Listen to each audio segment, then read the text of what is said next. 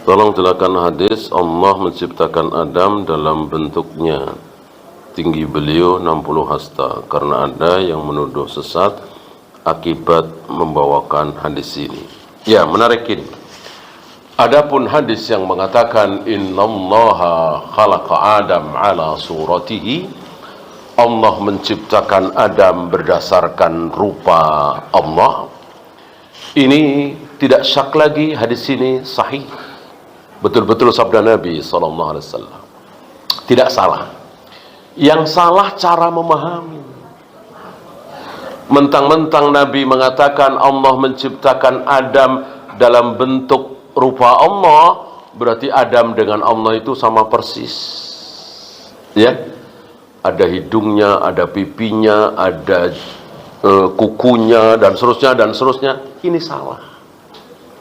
Ini salah. Ya, apa yang dimaksud Adam diciptakan oleh Allah dalam keadaan rupa Allah adalah indahnya, bagusnya. Maka tidak ada ciptaan Allah seindah Adam. Ya, mau Jibril, mau Mikail, mau Israfil, mau siapapun. Ya, kalau hewan udah jelas ya. Mana ada hewan seganteng, seindah, setampan manusia, gitu. Maka ada sabda Nabi, separuh ketampanan, kegantengan Allah berikan kepada Nabi Yusuf, ya kan? Separuh ketampanan Allah berikan kepada Nabi Yusuf. Maksudnya apa? Separuh dari Nabi Adam, gitu.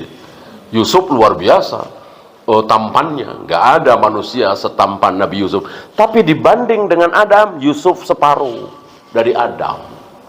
Gimana Adam nggak paling ganteng? Karena diciptakan langsung oleh kedua tangan Allah, tanpa perantara ayah dan ibu,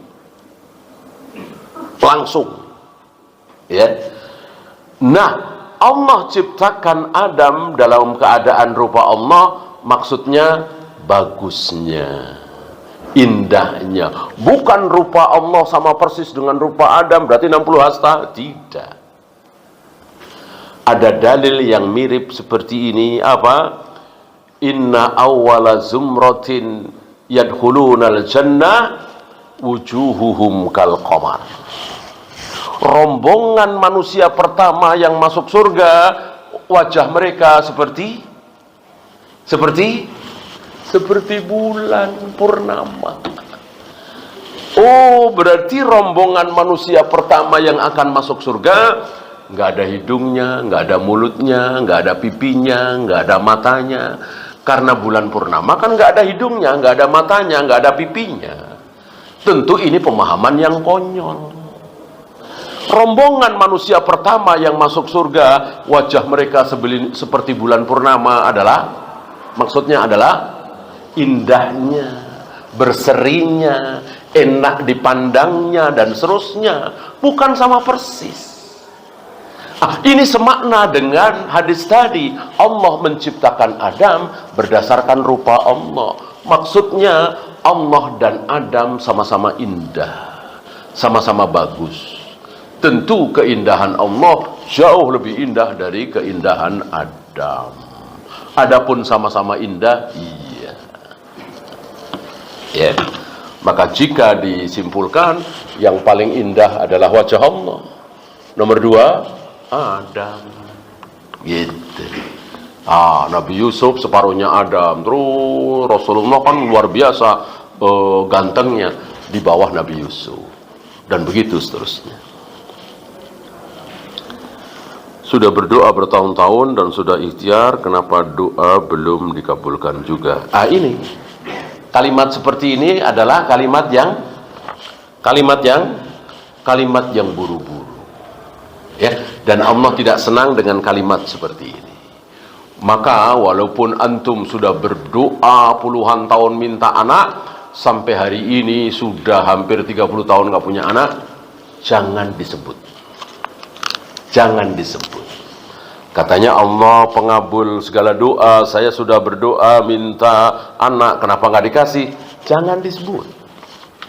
Jangan disebut. Mending terus berdoa. Walaupun pada akhirnya kita mati dalam keadaan belum punya anak, apakah percuma doa kita? Tidak percuma.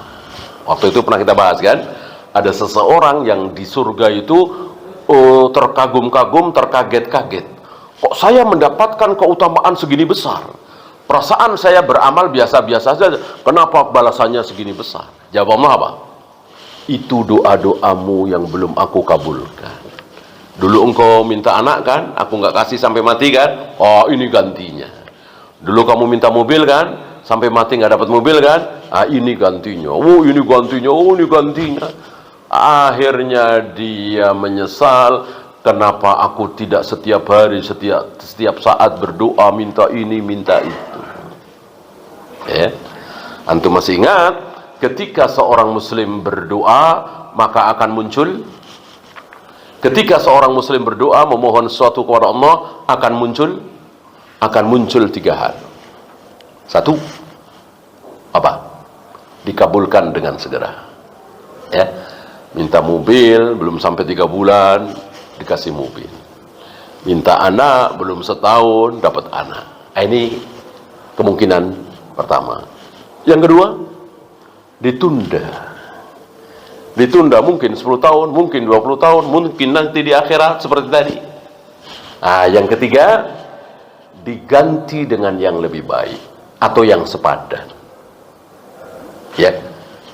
Antum berdoa minta anak, tapi nggak dikasih anak, maka seandainya antum tidak berdoa minta anak, sama-sama nggak punya anak ya, antum nggak berdoa, maka antum kena kanker misalnya, atau antum kena gula, atau antum terjatuh ke jurang misalnya. Ketika antum berdoa dan tidak dikabulkan oleh Allah, maka akan muncul kebaikan yang lain. Ini sekedar contoh tadi. Kesimpulan dari penjelasan ini adalah jangan ragu untuk terus berdoa meminta kepada Allah. Dikabulkan enggak dikabulkan. Dan jangan pernah mengatakan aku sudah berdoa tapi belum dikabulkan. Jangan. Bagaimana hukum meminum air kencing unta? Ini salah satu perintah Nabi kepada beberapa orang yang baru saja masuk Islam, lalu di Madinah dia terkena demam yang luar biasa. Nabi menyuruh mereka untuk meminum air kencing unta, dengan izin Allah sembuh. Ya. Ini telah diselidiki ya oleh beberapa dokter dan mereka menemukan sesuatu di air kencing unta. Adapun air kencing manusia haram karena najis. Yang najis pasti haram, yang haram belum tentu najis. Ya. Seperti darah itu kan najis. Seperti darah itu kan haram. Ya kan, jelas. Apakah najis? Tidak. Darah tidak najis kecuali darah haid.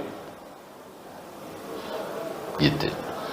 Seperti alkohol itu kan diminum haram, memabukkan kan? Apakah najis? Tidak najis. Alkohol tidak najis. Yang najis adalah kotoran manusia, air kencing manusia, wazi, mazi. Adapun air mani tidak najis. Wallahu. Habis? Kalau habis kita akhiri. Subhanakallahumma bihamdika asyhadu an la ilaha illa anta astaghfiruka wa atubu ilaik. Assalamualaikum warahmatullahi wabarakatuh.